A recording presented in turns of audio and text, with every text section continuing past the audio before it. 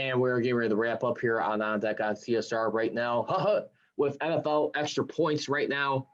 Chicago Bears get their first victory against Tom Brady. This time not being in a Patriots uniform, but as a Tampa Bay Buccaneer. He now drops to 5-1 lifetime against the Bears, owning them right now throughout the years. And the Bears on Thursday Night Football, definitely a good pick-me-up win on Thursday night. The problem is they're still keeping pace right now with the Green Bay Packers as it stands. So they're still going to be out a half a game. The Packers, for everyone out there, they are on their bye this week in the NFL as we take a look at it. And for right now, as we look at the NFL NFC North standings, Packers are 4-0, and then the Bears are 4-1. Pretty much a two-team race at this point. While you got the Lions and Vikings at 1-3. Right now, you got the New Orleans Saints an opportunity to move in the first place in the NFC South as they will be taking on the Chargers at home. That will be a Sunday night contest for that game. So we'll keep you updated on there. Again, I'm Charles Prodigy, Richey to the right-hand side of your screen. That's Reese the Ruler right now. We are talking in the Bears zone right now here on NFL Extra Points. As the Chicago Bears, congratulations to them on Thursday night, getting a big bounce-back win since their loss to the Colts on Sunday, 19-11. They edged this one out by a point right there. Obviously, still a lot more work to be done, but they are 4-1 for the first time since 2012. Unfortunately, that season ended where they did not make the playoffs in that contest. We're in a debate right now if history will repeat itself or will they finally get back into the playoffs for the first time in 2 years. Reese, what were the things that stood out to you in that game on Thursday against the Bucs? I watched the game and I was like, man, I was kind of looking for them to lose. Actually, I'm not gonna lie. But what a trigger to me is I think that Nick Foles finally seemed like he got it after the first quarter. You can see him start to build his confidence throughout the game, and you can see that he's great in late moments. I don't know if it was just this game or the game when he came in last time, or is it an on or off switch? But I just think that the Bears played a very good defense, especially in the end, and it was just enough offense for them to beat Tom Brady, and obviously we had to hit him a little hard because he forgot what down it was. Yeah, I mean, definitely went down that one. Definitely a key guy who led the team in sacks was Khalil Mack. Don't forget, I'm sure his last matchup with Tom Brady was against the Patriots 2 years ago right there. He also had like a tackle for loss in that contest. So they were able to kind of like get at Brady a few times right there. I think just towards the end right there, it was just funny how the announcers kind of made a little bit of a big deal of him not realizing how many downs they had left right there. He thought it was fourth down when he had the ball turned over right there. What was your reaction to that moment? the the greats make mistakes. I guess I can tell you. So it was just shocking. I really didn't understand what was going on at first. Like, why isn't he leaving the floor? But to see him just hold the floor up, like it's fourth down, right? It was like, oh my God, we really got him rattled. You can see, it just. I think it was just an honest mistake, or maybe Tom was trying to say, hey refs, I'm Tom Brady. It's fourth down again. Yeah, I think the only embarrassing mistake in NFL history, in my opinion, you may agree or disagree with this one, but I will say back when Donovan McNabb was with the Eagles, and because remember, don't forget, earlier in the season, they tied against the Bengals. And I think the last time they tied against each other was 12 years ago. What ended up happening was both those teams did not go on to win that game. It ended in overtime, and when Don McNabb was asked about it, he said, "I didn't know a game could can't be decided if it goes through sudden death overtime. If there's no decisive winner, it's a tie." I think that was just only one moment right there. I'd probably say it looked a little bit worse and Brady. I mean, he had to be aware of the rules right there. Sudden death.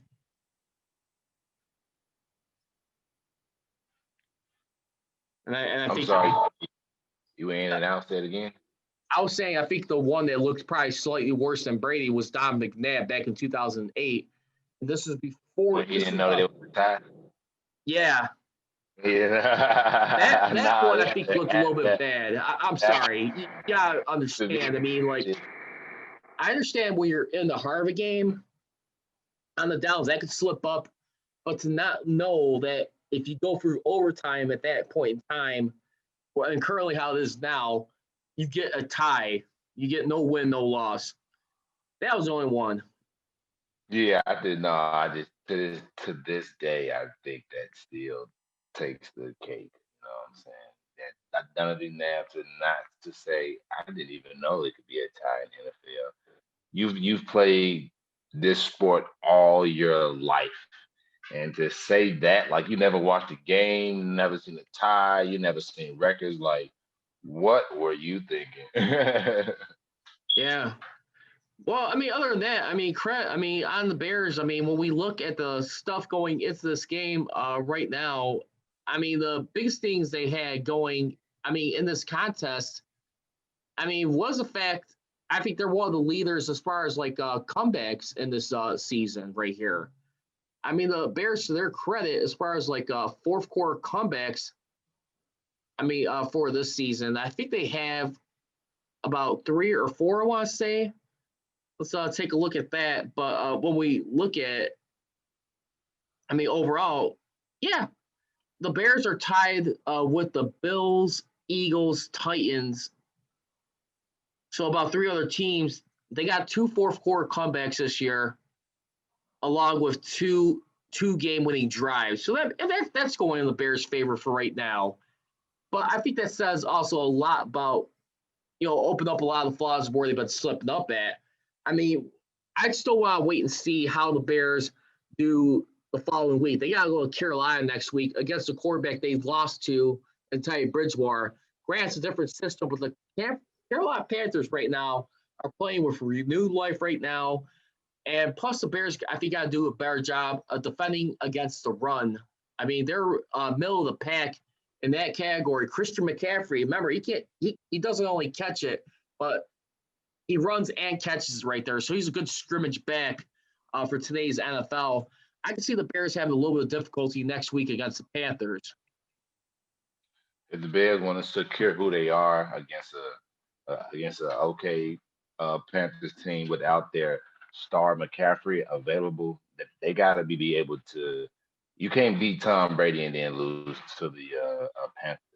You need to Right. tell the NFL who you are, how you are identity. That will push you 5-1, and it'll almost the teams that start 5-1 almost guaranteed to go to the playoffs, especially with the added spot this year. So I believe that they have to give them a cushion before they play teams like the Packers. So you have to beat them. Yeah, no doubt about it. I mean, you don't want to slip up on the situation right now. And plus, I mean, not only that, I mean, you got a guy like Nick Foles. I mean, Matt Nagy is pretty much convinced he does not want to have Mitch Trubisky come back in the starting lineup. He pretty much seems like he's kind of moved on from him right now. We'll see how that continues to transpire. But let's go ahead and get ready to wrap up right now with our NFL picks of the week right now as we look into week number 5. Remember the Bears Buccaneers, they just wrapped up. We're going to be having the Titans be taking on the Bills on Tuesday night for the first time in forever because all the COVID positive tests they've been going through. I believe they had about 12 people, players altogether, that is. So I'm going to go ahead and start this one off, Reese. We got the Panthers and Falcons in Atlanta. Go ahead. I'm going to go ahead and go with I'm going to go ahead and give it to the Falcons.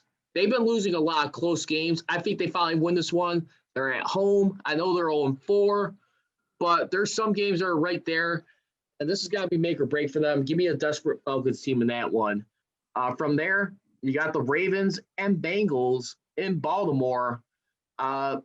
Listen, I think this game could be a lot more closer than people think, but I'll probably have to still give the edge to Lamar Jackson and the Ravens. I think they'll find a way to control tempo of this game, but I will not be surprised this comes down close late. Then you got the Jaguars and Texans in Houston right now under rookie once again, interim coach Romeo Crennel. I think the last time their interim coach was 8 years ago for the Kansas City Chiefs. Texans right now needing a win against the Jaguars. Give me the Texans in this one.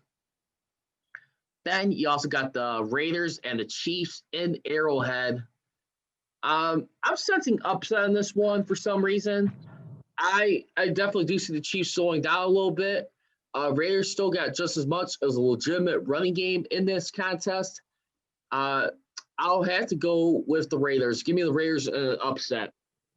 Then we got the Cardinals taking on the Jets in New York. Give me the Cardinals in this one. I'm not. The Jets are hot garbage right now at this point. 32 in the power rankings for like the last 2-3 weeks. They have just been pitiful, just like the Giants. Then you also got the Steelers and the Eagles. Eagles looking to pick up their first win in Pittsburgh in 20 years. And the last time they did that in Pittsburgh was at old Three Rivers Stadium. Pittsburgh is only a game under 500, all-time head-to-head. When playing in Pittsburgh against the Eagles, give me the Steelers look to go 4-0 for the first time since 1979, where they won their last Super Bowl under the Chuck Noll Steel Curtain Dynasty era. So give me the Steelers in that one. Then you got the Rams versus the Washington football team. Give me the Rams right there. And continue to pray for Ron Rivera for everything he's going through with his cellular cancer. Coach, hopefully you continue to get better soon. Got the 49ers and the Dolphins. Give me the Niners in this one. I expect them to bounce back. Then you also got the Colts taking on the Browns in Cleveland. I'll say give me the Colts in this one. They got a much more better defense. Baker Mayfield's playing out of his mind, but I think defense will catch up with them. So give me the Colts in that one. Then you got the Giants on Cowboys Sunday night. Give me the Cowboys in that one. And then you also got the Vikings versus the Seahawks and Sunday night football. I'm going to go ahead and give me the Seahawks. Give me Russell Wilson on the primetime stage. Then last but not least, the last two games, you're going to be having the Saints and Chargers. Give me the Saints over Chargers. And then we're going to be having the Patriots and Broncos, which is going to be a game on ESPN on Gillette Stadium. Give me the Patriots. I'll trust Bill Belichick more when I do Vic Fangio. Last but not least, the Titans versus the Bills. Give me the Bills to go to 5-0 over the Titans. Reese? All right. Carolina at Atlanta. I'm gonna take Atlanta. Atlanta 4-0. It can easily be 3-1. I believe that they actually closed it out. Put up big points. Matt Ryan probably upset. Kansas City versus the Las Vegas Raiders. The Raiders. I'm gonna take KC. You got to score 40, and until I see a defense out there, I'm gonna take KC. That they actually have a 11-point favorite and they're home. Arizona Cardinals against the New York Jets. The Jets look like they need to hop on a plane and fly out of here somewhere. So I'm gonna go ahead and take the Cards on this one. Philadelphia and Pittsburgh. I'm gonna take Pittsburgh. They still hot. You got Washington football team hosting the LA Rams. I'm gonna take the Rams in this. I just don't see Washington getting traction just yet. Um, we got the Bengals versus Baltimore. Baltimore all the way. I think the rookie isn't ready for what he's about to see in that Baltimore defense. Jacksonville at Houston. I'm gonna take Houston. Houston ain't won a game. New coach. Let's see how they turn the things around. Will this be, like you said, interim coach? Another African American getting another chance at coaching. Could this be him, getting his foot back into the head coach job? Jimmy Garoppolo coming back. I'm gonna take San Fran over Miami. I'm gonna take Cleveland over Indiana only because they home and their offense is spectacular right now. So I'm actually going to take them. Indy a little shaky to me, so I'm gonna go ahead with them. The New York Giants versus Dallas. I'm gonna take Dallas in the slaughter. Um, for my Sunday night football, Russell Wilson stays hot against the Minnesota. Monday, I got Denver losing to New England, as well as I got the LA Chargers losing to New Orleans. And for the Tuesday game, which is weird because we have football on Tuesday, but I'll take it. Tennessee and Buffalo. I'm gonna take Buffalo. Buffalo. And can you say one more time between the Colts and Browns? Who did you have in that one? I got the Browns. Browns. Okay. And that's going to do it. That's going to be a wrap for this edition here of On Deck on CSR. Make sure to join us once again on Saturdays right now. And hopefully this COVID mess continues to calm down. The rescheduling and everything. Second straight week where a game has to be readjusted on a Monday. So we're going to have another Monday doubleheader back beginning on CBS. And the other game, or no, both games on ESPN, excuse me. On ESPN. No, yeah, it's just kind of Yeah, weird both games on ESPN. One starts at like 4 p.m. The And then you're gonna, Denver and New England game starts at 4 p.m. Central, and then they're gonna have our regular start with our regular Monday night football will be the Chargers in New Orleans at 7:15. Like kickoff shortly after 7:15. because last week it was a doubleheader with CBS then ESPN. This time it's a doubleheader on ESPN. But then the difference is Tuesday, Bills Titans will be playing at 6 p.m. on Tuesday on CBS. All right. Well, for Charles Prodigy, Richey really, you can follow him on social media. Reese at Kemosabi on Twitter and Instagram at ISTR3 with another boat, and myself on Twitter and Instagram at Prodigy Richey. For On Deck and the Mess Steel podcast, I'll always leave you. Go patrolling, be rolling. We got. Thanks a lot, Reese. Have a great weekend. Enjoy the files, everybody. What time is it? Game time!